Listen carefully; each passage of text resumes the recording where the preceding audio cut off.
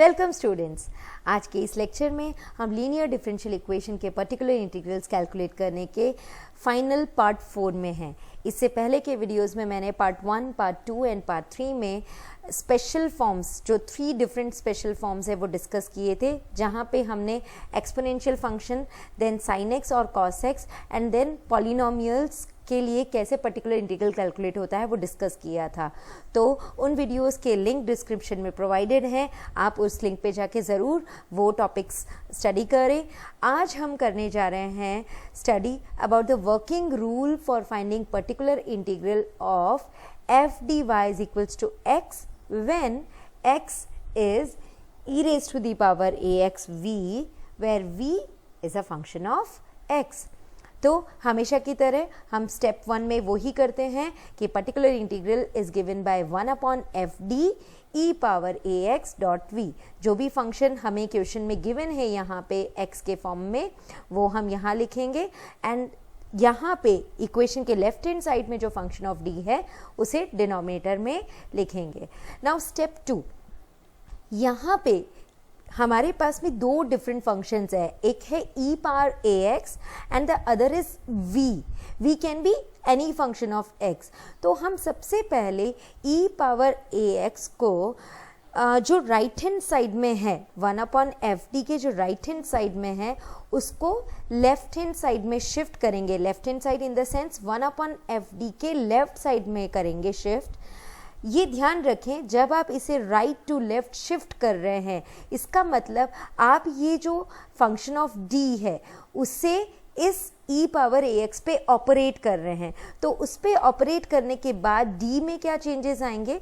d should be replaced by d plus a। तो जब आप इस e पावर ax को राइट से लेफ्ट में शिफ्ट करेंगे, उसी टाइम पर fd को fd प्लस a से रिप्लेस कर देंगे। ओके, ये स्टेप कंप्लीट हो जाने के बाद में आप स्टेप 3 पर आएंगे, जहाँ पर अब आपको 1/fd प्लस a v को इवैल्यूएट करना है। अब जैसा कि हम जानते हैं v यदि e या फिर साइन एक्स, कॉस एक्स या फिर कोई पॉलिनोमियल है तो उसके लिए शॉर्ट मेथड्स हमने ऑलरेडी स्टडी किए हैं। वो लास्ट 3 पार्ट्स में मैंने उन्हीं मेथड्स को डिस्कस किया था। तो आप अब उस v के अकॉर्डिंग आप शॉर्ट मेथड्स अप्लाई कीजिए और फाइनली इस पर्टिकुलर इंटीग्रल को कैलकुलेट कर लीजिए। अब ये जो वर्किंग स्ट्रेटेजी है वो मोर क्लियर आपको तब होगी जब आप मेरे साथ साथ एग्जाम्पल सॉल्व करेंगे। So let us solve some examples. Okay, So the first example is d2y by dx square minus 2dy by dx plus 4y equals to e raised to the power x cos x। तो यहाँ पर हम सबसे पहले complementary function calculate करेंगे। Complementary function calculate करने में आपको कोई भी प्रॉब्लम हो तो मेरा CF फाइंड करने का वीडियो जरूर देखें, उसका लिंक डिस्क्रिप्शन में प्रोवाइडेड है। तो फर्स्ट हमने इसको कैपिटल D ऑपरेटर में लिख दिया, देन हमने ऑक्सिलरी इक्वेशन लिखा है और यहाँ पे रूट्स फाइंड किए हैं। और आप नोटिस करेंगे कि रूट्स कॉम्प्लेक्स कॉन्जुगेट हैं। तो जब कॉम्प्लेक्स कॉन्जुगेट रूट्स होते हैं तो CF होता है e power x c1 cos root 3x plus c2 sin root 3x। Okay, यहाँ आपको कोई भी डाउट हो तो प्लीज CF फाइंड करने का वीडियो जरूर देखें। Now we come to the calculation of PI।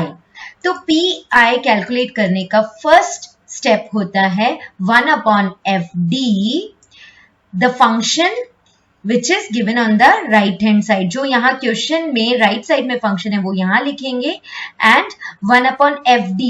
fd means जो लेफ्ट हैंड साइड में ये d का पूरा फंक्शन है वो हम यहाँ डिनोमिनेटर में लिखते हैं।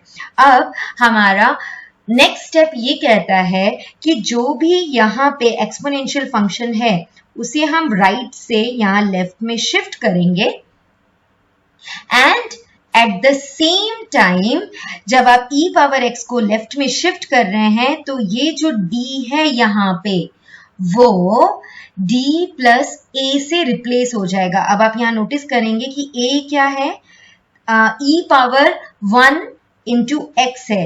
ओके, मीन्स a की वैल्यू 1 हो गई।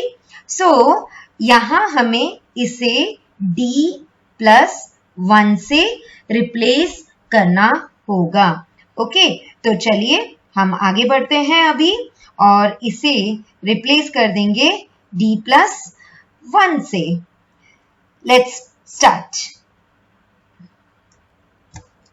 यस, तो अब हम e raise to the power x को लेफ्ट में शिफ्ट कर देंगे और d को रिप्लेस करेंगे d प्लस 1 से।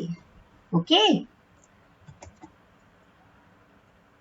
d plus 1 whole square minus 2 d plus 1 plus 4 and right side में अब रह जाएगा cos x। नेक्स्ट स्टेप में हम यहाँ ब्रैकेट्स ओपन करेंगे, e पावर x वहीं पे लेफ्ट हैंड साइड में रहेगा और डिनोमिनेटर में हम जब ब्रैकेट्स ओपन करके इसको कंप्लीटली सॉल्व करेंगे तो आप देखेंगे ये हो जाएगा d square plus 2d plus 1 minus 2d minus 2 plus 4। तो जब आप इसे सिंप्लीफाई करेंगे तो आपको मिलेगा d square and plus 3। Okay, मैंने इसको डायरेक्टली यहाँ पे लिख दिया है, we will get d square plus 3। Okay, और यहाँ पर है हमारे पास में cos x। अब देखिए cos x हमारे पास में राइट साइड में फंक्शन आ गया है। अब हमें cos x के रूल्स अप्लाई करने पड़ेंगे।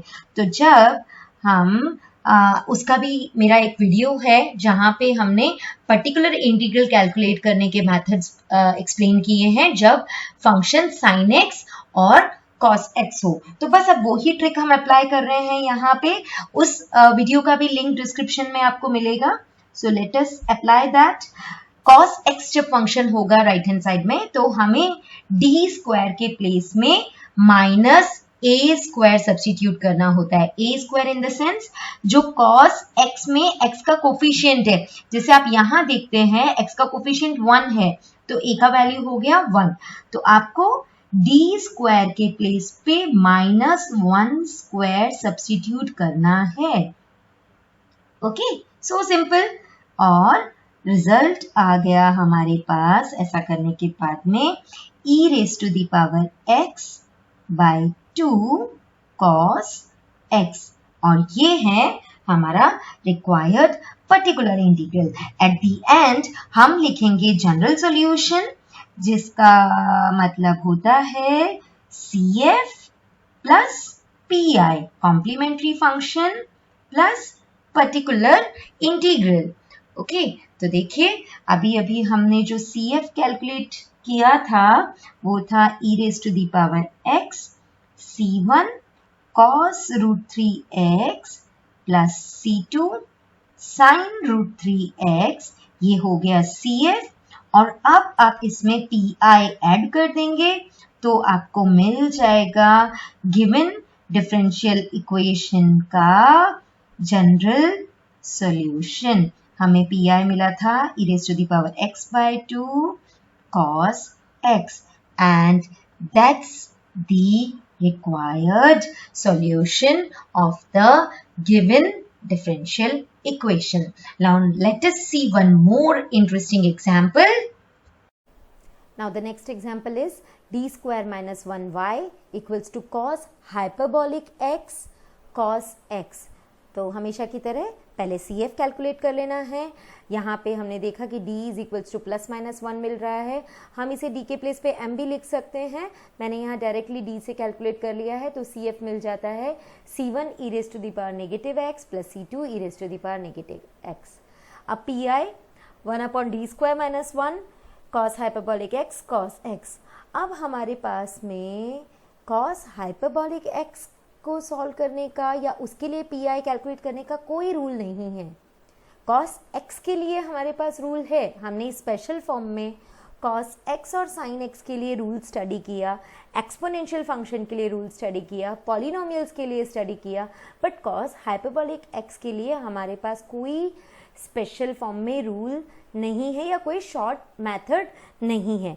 बट येस, हम cos हाइपरबॉलिक एक्स को एक्सपोनेंशियल फंक्शन में कन्वर्ट ज़रूर कर सकते हैं। तो यदि आपको फॉर्मूला याद है और याद नहीं आ रहा है तो कोई बात नहीं, हम बताते हैं। cos hyperbolic x is equals to e raise to the power x plus e raise to the power minus x by 2। This is an important formula. तो देखिए, हमने जैसे ही ये फॉर्मूला लगाया, हमारा cos hyperbolic x function exponential में convert हो गया है। अब क्योंकि ये एक्सपोनेंशियल में कन्वर्ट हो गया है, तो हमारे पास exponential function with some other function of x find करने का शॉर्टकट मेथड तो है। ओके, तो चलिए अब हम यहाँ पर इसको सबसे पहले सेपरेट कर देते हैं। तो यहाँ हमने इसे सेपरेट कर देना है, ये डी स्क्वायर माइनस 1 है। तो फर्स्ट में हमने ले लिया है e raise to the power x by 2 cos x, and then second में हो जाएगा e raise to the power minus x by 2 cos x। Okay, तो इस तरह से हमने अभी सेपरेट कर दिया है। अब हम नेक्स्ट स्टेप में e raise to the power x into some function of x like v जो है उसका हम फॉर्मूला अप्लाई कर देते हैं। तो जैसे ही हम e raise to the power x को यहाँ राइट से लेफ्ट में शिफ्ट करेंगे, एट द सेम टाइम हमें d को d प्लस a से रिप्लेस कर देना है। तो यहाँ हो जाएगा d plus 1 whole square minus 1 cos x। Similar to this, अब आगे जो है फंक्शन वहाँ पे हो जाएगा e raise to the power minus x by 2 and 1 upon, देखिए यहाँ पे a की वैल्यू -1 है। ओके, तो देखिए यहाँ हो जाएगा d minus 1 whole square minus 1। Okay, so and cos x तो है ही वहाँ पे। चलिए, अब हमारा एक्सपोनेंशियल फंक्शन वाला पार्ट सॉल्व हो गया है। अब हम cos x के पार्ट को सॉल्व करने जा रहे हैं। तो आप देखेंगे, इसको हम क्विकली सिंप्लीफाई करके लिख देते हैं। यहाँ हमें मिल जाएगा D square plus 2d plus 1 minus 1। तो मुझे फाइनली मिलेगा only D square plus 2d, 1 and minus 1 cancel हो जाएंगे, and here we have cos x। Similar to this, आगे आप देखेंगे आपको यहाँ पे भी मिलेगा e raise to the power minus x by 2, and then यहाँ अप्लाई करेंगे D square minus 2d plus 1 minus 1। So you will get D square minus 2d cos x। अब आपको शॉर्ट मेथड याद ही होगा कि जब cos x होता है तो हम क्या करते हैं, डी स्क्वायर के प्लेस पे माइनस ए स्क्वायर सब्स्टिट्यूट करते हैं, और यहाँ पे आप नोटिस करेंगे a की वैल्यू 1 है। ओके, तो डी स्क्वायर के प्लेस पे माइनस 1 स्क्वायर सब्स्टिट्यूट कर दिया, एंड 2d हमारा एज इट इज रहेगा। सिमिलर टू दिस, हम आगे भी डी स्क्वायर के प्लेस पे माइनस ए स्क्वायर सब्स्टिट्यूट करेंगे, तो हमें माइनस 1 स्क्वायर माइनस 2d मिलेगा। ओके, अब क्योंकि डी स्क्वायर के प्लेस पे माइनस ए स्क्वायर सब्स्टिट्यूट करने के बाद भी अभी डिनोमिनेटर में डी फंक्शन अवेलेबल है, वो अभी पूरी तरह से रिमूव नहीं हुआ है। तो आपको याद होगा नेक्स्ट स्टेप में हमें रैशनलाइज करना होता है। तो यहाँ आप देखोगे कि जहाँ डिनोमिनेटर में माइनस 1 प्लस 2d है, लाइक 2d माइनस 1 है, तो हम उसे 2d प्लस 1 से रैशनलाइज करेंगे। तो डिनोमिनेटर में 2d minus 1, 2d plus 1, a plus B, a minus B, उसका फॉर्मूला अप्लाई करेंगे, ए स्क्वायर लाइक 2d का square minus B square. Okay, simple. आगे देखिए आप, आगे भी इसी तरह से आगे वाले स्टेप में भी हम रैशनलाइज करेंगे और यहाँ पे मेरे पास में हम एक चीज़ करते हैं, यहाँ पे माइनस साइन हम कॉमन ले लेते हैं, ठीक है। तो यहाँ इसकी जगह ये प्लस की जगह माइनस हो जाएगा और मैंने माइनस साइन कॉमन ले लिया तो देखिए यहाँ बन जाएगा 2d प्लस 1। तो 2d प्लस 1 यदि बना है तो मेरे पास में होना क्या चाहिए, रैशनलाइजेशन मुझे करना पड़ेगा 2d, रैशनलाइजेशन किससे करना पड़ेगा, 2d माइनस 1 से। ओके, तो मैंने इसे 2d माइनस 1 से यहाँ पे रैशनलाइज किया तो डिनोमिनेटर बनेगा 2d plus 1, 2d minus 1, a plus b, a minus b, तो a स्क्वायर लाइक 2d का square minus b square cos x। I hope ये स्टेप आपको अच्छे से समझ में आ गया होगा। अब हमने रैशनलाइज कर दिया है अगेन, बिकॉज यहाँ पे cos फंक्शन है तो अगेन हम d स्क्वायर के प्लेस पे माइनस a स्क्वायर सब्स्टिट्यूट करेंगे। ओके, सो आपको मिल जाएगा, देखिए 4 and minus a square minus 1 square minus 1 cos x। तो यदि आपको ये स्टेप समझ आ गया है तो मैं एक स्टेप कर रही हूँ यहाँ पे, क्विकली मैं इसे सॉल्व करके फाइनल आंसर लिख देती हूँ। ओके, तो देखिए यहाँ मिल जाएगा आपको -4 माइनस 1 लाइक आपको -5 मिल जाएगा, -5। ठीक है, कोई प्रॉब्लम नहीं होनी चाहिए आपको, बिल्कुल सिंपल सी कैलकुलेशन थी। इसी तरह से आगे वाले टर्म में भी जब आप d स्क्वायर के प्लेस पे -1 स्क्वायर सब्स्टिट्यूट करेंगे तो आपको अगेन -4 -1 -5 मिलेगा। डन। चलिए अब आगे जल्दी जल्दी बढ़ते हैं। अब हमारी बहुत सिंपल सी कैलकुलेशंस रह गई है रिमेनिंग, तो मैंने इसको लिख दिया है 2 5 10, तो यहाँ हो गया -10। ओके, ये आई थिंक आपको कोई प्रॉब्लम होनी नहीं चाहिए, यहाँ पे ये 1 एंड 0 10 हो गया। क्लियर।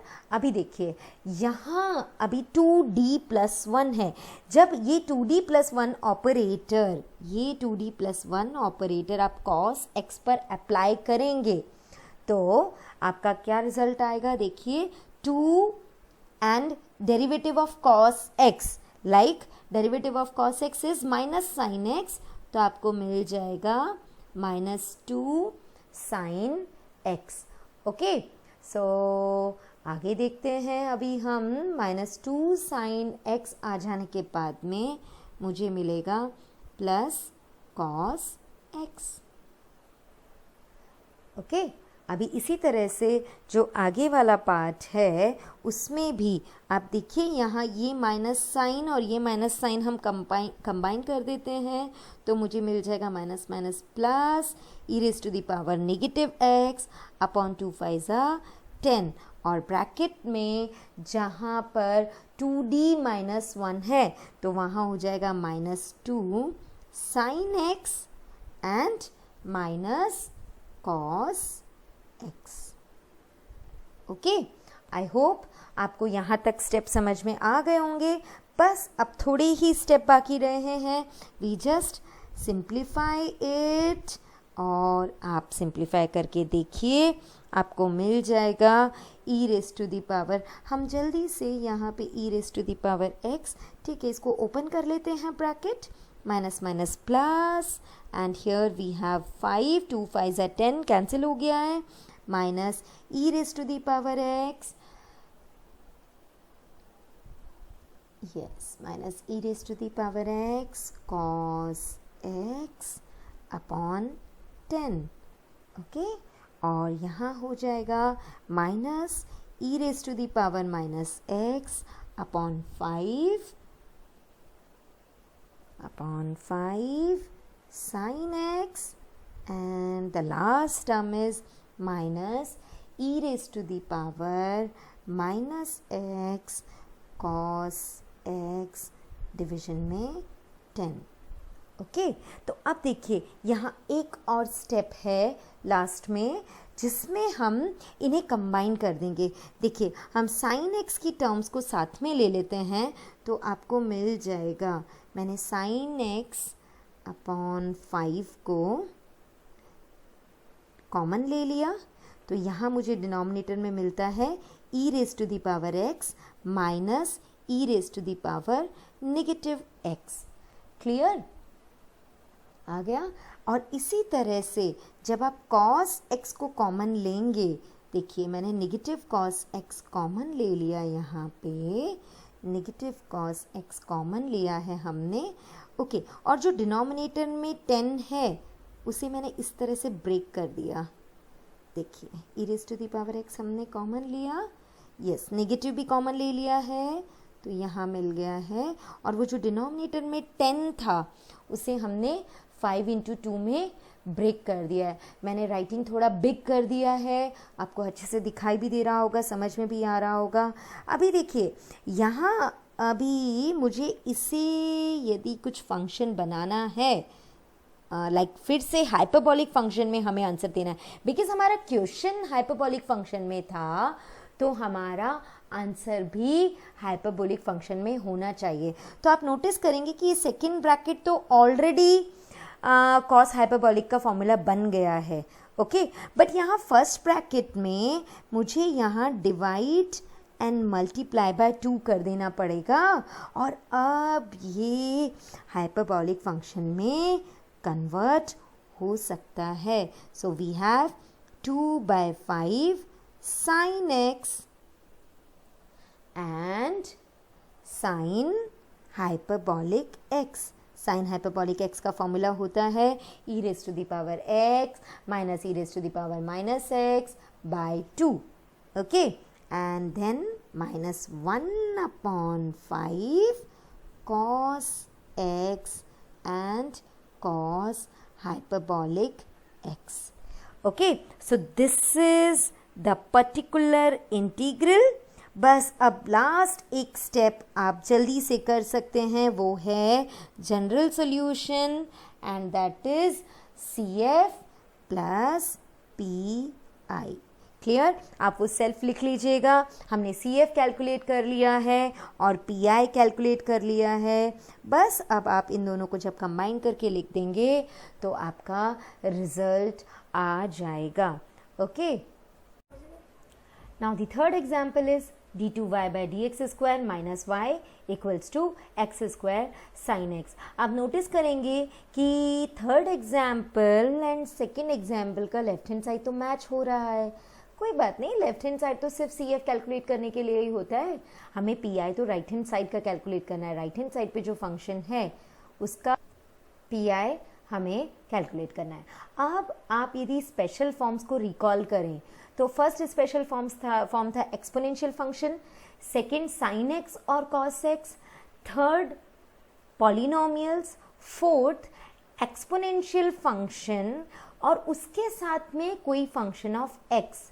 ओके बट यहाँ आप राइट हैंड साइड में नोटिस करेंगे कि यहाँ तो ऐसा कोई स्पेशल फॉर्म बनाया नहीं है। देखो ये तो एक्स स्क्वायर साइन एक्स है। ओके बट क्या हम इसको किसी और फॉर्म में एक्सप्रेस कर सकते हैं?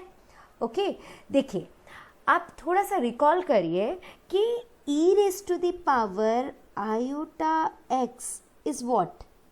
It can be written as cos x plus iota sin x। Okay अब यहाँ पर cos x क्या है? Real part. ओके और sin x है इमेजिनरी पार्ट। तो हम यहाँ इस क्वेश्चन में इस sin x को एक्सपोनेंशियल फंक्शन में कन्वर्ट कर सकते हैं। आपको सिर्फ करना क्या है, आप इस क्वेश्चन को इस तरह से कन्वर्ट कर देंगे। IP stands for imaginary part of imaginary part of 1 upon D square minus 1 x square, और मैंने साइन एक्स के प्लेस पर, तो आप देखिए मैंने साइन एक्स को e raise to the power iota x में कन्वर्ट कर दिया है, पर साथ में इमेजिनरी पार्ट यहाँ लिख दिया है. Okay, so it is one and the same thing. आप साइन एक्स लिखें या imaginary part of e raise to the power iota x लिखें, बोथ आर सेम. तो अब आप नोटिस करेंगे कि ये क्वेश्चन अब एक्सपोनेंशियल फंक्शन, ओके, एंड उसके साथ में some other function of x में कन्वर्ट हो गया है. लाइक यहाँ पे एक्सपोनेंशियल फंक्शन आ गया है और उसके साथ में एक्स स्क्वायर है which is some other function of x. तो अब ये हमारी इसी स्पेशल फॉर्म नंबर 4 के फॉर्म में आ गया है. ओके, तो चलिए अब हम इसके मेथड स्टार्ट करते हैं. आपको हर स्टेप में इमेजिनरी पार्ट ऑफ लिखना ही है. I am not writing that again and again, but whenever you are solving such questions, आप एग्ज़ाम में जब इस तरह से क्वेश्चंस प्रेजेंट कर रहे हैं तो आपको आईपी हर जगह इमेजिनरी पार्ट ऑफ लिखना होगा. तो यहाँ देखिए, अब मैंने सबसे पहले e raise to the power iota x को राइट से लेफ्ट में शिफ्ट कर देना है, और जैसे ही हम उसे राइट से लेफ्ट में शिफ्ट करेंगे, एट द सेम टाइम जो डी स्क्वायर माइनस 1 है डिनोमिनेटर में, वहाँ पर क्या हो जाएगा, डी प्लस आयोटा, बिकॉज यहाँ पर ए कितना है, if you will observe this, यहाँ ए का वैल्यू आयोटा है. ओके, तो इसीलिए हमने d को d प्लस आयोटा से रिप्लेस कर दिया, एंड बाद में यहाँ -1 तो है ही. Okay, and right hand side में रहेगा x square and imaginary part of. Okay, चलिए अब आगे बढ़ते हैं. अब जल्दी से ये जो डिनोमिनेटर है उसका ब्रैकेट हम ओपन कर लेंगे. ओके, तो देखिए अभी आप जब इसका ब्रैकेट ओपन करेंगे तो क्या मिलेगा, देखिए e raise to the power iota x तो वहाँ रहने ही वाला है, और जब आप ब्रैकेट ओपन करेंगे तो आपको मिल जाएगा D square plus 2 iota D plus iota square. Iota square कितना होता है, -1, और ऑलरेडी बाहर -1 है तो मिल जाएगा आपको -1 -2. ओके, और फंक्शन ऑफ x रहेगा हमारा x square. Is it clear? चलिए अब क्या करें, ये तो हमारा सॉल्व हो गया. अब हमें रिकॉल करना चाहिए कि एक्स स्क्वायर कौन सी कैटेगरी में आ रहा है, special form number 3. Okay, some specific forms की जब हमने बात की थी तो मेरा जो पर्टिकुलर इंटीग्रल कैलकुलेट करने का पार्ट 3 वीडियो है वो आप ज़रूर देखें. वहाँ पे मैंने पॉलिनोमियल्स के लिए पर्टिकुलर इंटीग्रल कैसे कैलकुलेट होता है उसके सारे वर्किंग स्टेप्स बताए हैं. सो यहाँ x square is a polynomial only. तो पॉलिनोमियल के रूल के लिए, पॉलिनोमियल्स को सॉल्व करने के लिए हमें बाइनोमियल थ्योरम याद रखनी है. तो बाइनोमियल थ्योरम के लिए मुझे यहाँ पे करना क्या होगा, सबसे पहले यहाँ से ये -2 कॉमन ले लेना है, क्योंकि वहाँ पे हम सबसे लीस्ट पावर वाला जो फंक्शन है यहाँ वो -2 है. ओके, यहाँ d है, यहाँ d की पावर 2 है. So this is the least power function, इसे हम कॉमन ले लेंगे. तो देखिए हमें मिल जाता है, please I am not continuing with IP, ये कंटिन्यू रहेगा ही यहाँ पे, वो आपको बार बार लिखना है because I have less space. तो चलिए देखिए, e raise to the power iota x यहाँ एज इट इज़ रहने वाला है. ओके, और डिनोमिनेटर में से मैंने कॉमन ले लिया है -2। -2 कॉमन लेने के बाद में हमारे पास रहेगा inside the bracket 1 minus D square plus 2 iota D and division में आ जाएगा 2। ओके, डिविजन में 2 हमने लिख दिया और यहाँ ब्रैकेट क्लोज एंड चलिए ब्रैकेट क्लोज कर देते हैं और एक्स स्क्वायर। अब देखिए नेक्स्ट स्टेप, हमें इस डिनोमिनेटर में जो फंक्शन है उसका रेसिप्रोकल करना है। ओके, याद कीजिए आप कि पॉलिनोमियल्स जब होते हैं तो हमें पर्टिकुलर इंटीग्रल कैसे कैलकुलेट करना है। डिनोमिनेटर में जो फंक्शन है उसे हम न्यूमरेटर में शिफ्ट कर देंगे। उसके लिए हम उसे रैशनलाइज नहीं, हम इसे डिनोमिनेटर से न्यूमरेटर में शिफ्ट कर रहे हैं, पावर -1 हो जाएगा। ओके, इसका पावर हो जाएगा -1। Is it clear? -1 पावर आप लिख दीजिए वहाँ पे और फिर आपको अप्लाई करना है बायनोमियल थ्योरम। बायनोमियल थ्योरम बहुत ही ध्यान से अप्लाई करेंगे क्योंकि यहाँ फंक्शन जो आपको दिखाई दे रहा है ब्रैकेट में वो थोड़ा सा कॉम्प्लिकेटेड बन गया है, इसीलिए बायनोमियल थ्योरम अप्लाई करते हुए ध्यान रखना है बहुत। बायनोमियल थ्योरम यदि आपको याद नहीं है तो मैं क्विकली रिमाइंड करा देती हूँ। 1 + x raised to the power n is 1 + nx plus nc2 x square plus nc3 x cube and so on।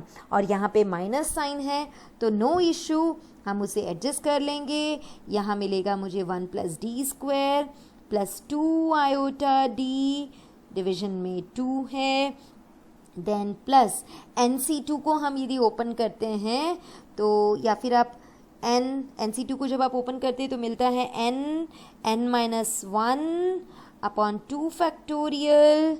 Okay, and inside the bracket मेरे पास अभी यहाँ स्पेस कम है, कोई बात नहीं, हम थोड़ा छोटा छोटा लिख के उसको एडजस्ट कर लेते हैं। D square plus 2 iota D upon 2 the whole square. Okay, अभी यहाँ ये डॉट डॉट डॉट तो चलने ही वाला है। ओके, डॉट डॉट डॉट चलेगा और ब्रैकेट के आउटसाइड मेरे पास है एक्स स्क्वायर। ओके, चलिए अब हम नेक्स्ट स्टेप में बढ़ेंगे जहाँ अभी हमें इसको थोड़ा सा और सिंप्लीफाई कर देना है और आपको मिल जाएगा। बहुत ही जल्दी जल्दी हम थोड़ा सा कैलकुलेशंस कर लेते हैं। देखिए अभी आप थोड़ा सा, मैं ये वाला स्टेप यहाँ की कैलकुलेशन में एक्सप्लेन करना चाहूँगी आपको बिकॉज़ ये कैलकुलेशन बहुत ही इम्पॉर्टेंट है। आप नोटिस कीजिएगा कि यहाँ ये जो ब्रैकेट है D square plus 2 iota D upon 2 the whole square वाला जो ब्रैकेट है, इसको जब आप ओपन करेंगे like a plus B whole square लगाएंगे तो देखिए आपको एक d पावर 4 मिलेगा, देन एक d क्यूब का टर्म मिलेगा एंड 1 d स्क्वायर का टर्म मिलेगा। तो हमारे लिए d क्यूब और d raise to the power 4 का कोई वैल्यू नहीं है बिकॉज हमारा फंक्शन एक्स स्क्वायर है। एक्स स्क्वायर पर जब आप डी क्यूब ऑपरेट करेंगे तो रिजल्ट 0 मिलेगा, D raise to the power 4 operate करेंगे तो भी रिजल्ट 0 मिलेगा। तो उसकी हमारे लिए कोई इंपॉर्टेंस नहीं है तो हम उसे स्किप कर सकते हैं। तो फाइनली मेरे पास जो रिजल्ट मिलेगा वो होगा 1 प्लस, मैंने इसको रेड में लिखा है, आप यहाँ पे बहुत ध्यान देंगे इसीलिए रेड कलर आ गया है, देखिए क्लियर। और यहाँ मुझे इस ब्रैकेट को ओपन करके सिंप्लीफाई करने पे सिर्फ और सिर्फ मिलेगा -4d स्क्वायर। ये माइनस कैसे आया है? आयोटा का जब आप स्क्वायर करेंगे तो आयोटा स्क्वायर -1 होता है, 2 स्क्वायर 4 एंड डी स्क्वायर, और डिनोमिनेटर में मेरे वहाँ पे 2 है, वो 2 मैंने लिख दिया। और बाकी सारी टर्म्स को हम इग्नोर कर सकते हैं, बिकॉज जब वो डी स्क्वायर पर अप्लाई हो एक्स स्क्वायर पर जब वो अप्लाई होगी तो वो सभी ज़ीरो हो जाएगी।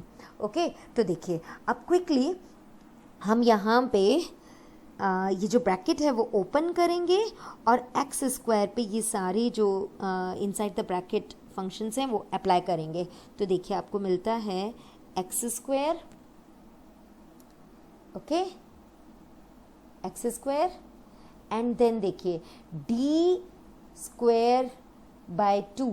तो डी स्क्वायर जब आप एक्स स्क्वायर पे ऑपरेट करेंगे मतलब 2 टाइम्स डिफ्रेंशिएट करना है, तो first time 2x and second time 2, तो आप जब उसे डिफ्रेंशिएट करके लिखेंगे तो आपको मिल जाएगा 2 प्लस यहाँ पे 2 आयोटा d है, so 2 iota and then d over 2x, sorry d आप अप्लाई कर रहे हैं एक्स स्क्वायर पर, तो आपको मिलेगा 2x, तो 2 2 ज़ा 4, 2 plus 4x iota and denominator में रहेगा 2, एंड देन जब आप माइनस 2d स्क्वायर करेंगे तो d स्क्वायर ऑफ ये d square of x square करेंगे तो आपको रिजल्ट मिलेगा 2 and that will be yes, यहाँ पे यहाँ डिनोमिनेटर में 4 आएगा। ओके, चलिए, तो आपको फाइनली जब आप डी स्क्वायर ऑपरेट करेंगे एक्स स्क्वायर पर तो आपको मिल जाएगा 2। ये 4 इसीलिए आया है बिकॉज़ यहाँ हमने देखा था कि डिनोमिनेटर में 2 था, उसका भी स्क्वायर करना होगा, सो इसीलिए वहाँ 4 आएगा। ओके, सो देखिए हमारा इतना स्टेप हो गया है, अब हम एक और स्टेप करके आगे बढ़ते हैं।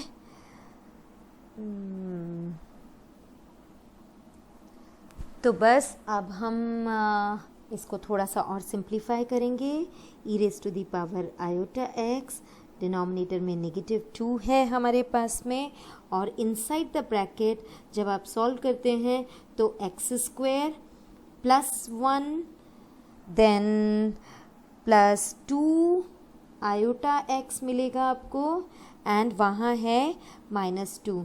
ओके, तो हम इसे -2 और +1 को फाइनली -1 कर देते हैं, तो हमारा ये सॉल्व हो जाता है। कोई प्रॉब्लम नहीं हुआ ना आपको? मैंने सिंपली -2 और +1 को कंबाइन कर दिया है और मुझे मिल गया है यहाँ पे x square -1 plus 2 iota x। तो देखिए अब हमारा ये सिंप्लीफाई हो गया है। अब हम याद करते हैं जो हमने यहाँ पे कंटिन्यूएशन में लिखा था वो क्या है, इमेजिनरी पार्ट ऑफ। तो इमेजिनरी पार्ट ऑफ आपको करना है दिस फंक्शन। तो हम यहाँ पे e raise to the power iota x को finally cos x plus iota sine x लिख देते हैं, बिकॉज अब हमें imaginary part of this function लिखने की ज़रूरत नहीं है। मैंने e raise to the power iota x को cos x plus iota sine x लिख दिया है, एंड ब्रैकेट में हमारे पास है x square -1 plus 2 iota x। Okay, तो देखिए अब हम जब इस ब्रैकेट को ओपन करेंगे तो आपको सिर्फ वो वाली टर्म्स ले लेनी है जिसमें आयोटा मिल रहा है। तो आप देखेंगे कि जब आप यहाँ इससे आयोटा साइन x को एक्स स्क्वायर -1 से मल्टीप्लाई करेंगे तो आपको एक आयोटा वाला टर्म मिलेगा। Okay, and then cos x को जब आप 2 आयोटा x से मल्टीप्लाई करेंगे तो आपको आयोटा का टर्म मिलेगा, और आयोटा जिस टर्म में है वो इमेजिनरी पार्ट है। ओके, तो मैं यहाँ पे डायरेक्टली इमेजिनरी पार्ट लिखने जा रही हूँ। So the first part will be cos x multiplied by 2 iota x। Okay, so आपको यहाँ पे भी हमें इमेजिनरी पार्ट तो लिखना ही पड़ेगा। जस्ट अ सेकेंड, हम यहाँ लिख देते हैं imaginary part of, here again IP of, okay, इसका इमेजिनरी पार्ट लिख रहे हैं। Now finally I am writing IP, so that is cos x multiplied bye 2x, okay, और 2 से ये 2 कैंसिल हो जाएगा तो आपको मिलेगा -x cos x, and the next one is minus sin x by 2 x square minus 1, and this is actually the required particular integral, okay बस ये आपका पर्टिकुलर इंटीग्रल आ गया है। पर एक लास्ट स्टेप आप करना कभी ना भूलें कि y जो जनरल सोल्यूशन होता है that is y is equals to CF plus PI। Always right the complete general solution, okay. So I hope आपको आज के मेरे एग्जाम्पल समझ में आए होंगे। आज के एग्जाम्पल्स काफ़ी ट्रिकी और लेंदी थे, बट आप इनकी प्रैक्टिस ज़रूर करिए and go with all such type of questions. Now you can apply this technique in to many such type of problems जहाँ पे एक्सपोनेंशियल फंक्शन है और साथ के प्रोडक्ट में कोई अदर फंक्शन ऑफ एक्स है, बट ध्यान रखिए वो अदर फंक्शन ऑफ एक्स आपके स्पेशल फॉर्म्स में से ही होना चाहिए, लाइक पॉलिनोमियल हो, साइन एक्स या कॉस एक्स हो। और यदि वहाँ पे हाइपरबॉलिक फंक्शन आ जाए तो कोई डरने की ज़रूरत नहीं है। कॉस हाइपरबॉलिक एक्स हुआ, साइन हाइपरबॉलिक एक्स हुआ, हम उनको एक्सपोनेंशियल फंक्शन में कन्वर्ट कर सकते हैं, okay. So that's all for today. Thank you. Enjoy mathematics and do practice. Bye bye.